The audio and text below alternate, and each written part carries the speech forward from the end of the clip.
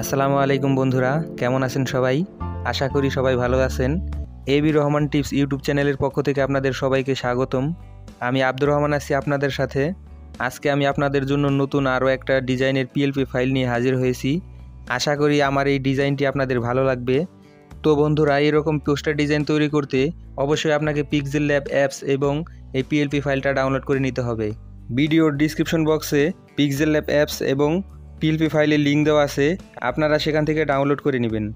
PLP ফাইলটা download করতে 6 সংখ্যার পাসওয়ার্ডের প্রয়োজন হবে। পাসওয়ার্ডগুলো সংগ্রহ করার জন্য আমাদের ইউটিউব ভিডিওটি প্রথম থেকে শেষ পর্যন্ত ভালোভাবে দেখুন। পিএলপি ফাইলটা ডাউনলোড করতে না পারলে অথবা কোনো ধরনের সমস্যায় পড়লে আমাদের ফেসবুক পেজে যোগাযোগ করুন। যে কোনো পিএলপি ফাইল নাম ও ছবি পরিবর্তন করে খুব সহজেই আপনার নিজের নামে তৈরি করতে পারবেন। কিভাবে নাম ও ছবি পরিবর্তন করে আপনার নামে পোস্টার ডিজাইন তৈরি করবেন সেগুলো ধাপে ধাপে আমাদের এই ভিডিওতে দেওয়া আছে। সম্পূর্ণ ভিডিওটি দেখে সেগুলো ফলো করলে খুব সহজেই আপনি নিজের নামে পোস্টার ডিজাইনটা তৈরি করতে পারবেন। আর নিয়মিত মোবাইল দিয়ে তৈরি যাবতীয় প্রিমিয়াম কোয়ালিটির ডিজাইনগুলোর পিএলপি ফাইল, পিএইচডি ফাইল পেতে চোখ রাখুন আমাদের ইউটিউব চ্যানেল অথবা আমাদের ওয়েবসাইটে।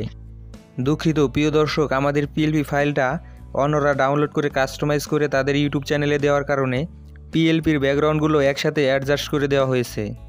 তো বন্ধুরা, কথা না বাড়িয়ে চলুন মূল ভিডিওতে চলে যাই।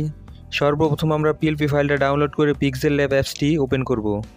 ওপেন করার পর এইরকম ইন্টারফেস দেখতে পাবেন। এরপর উপরে 3 ডট আইকনে ক্লিক করে ওপেন ডট পিএলপি ফাইলে ক্লিক করবেন। এরপর ডট পিএলপি ফাইলে ক্লিক করবেন।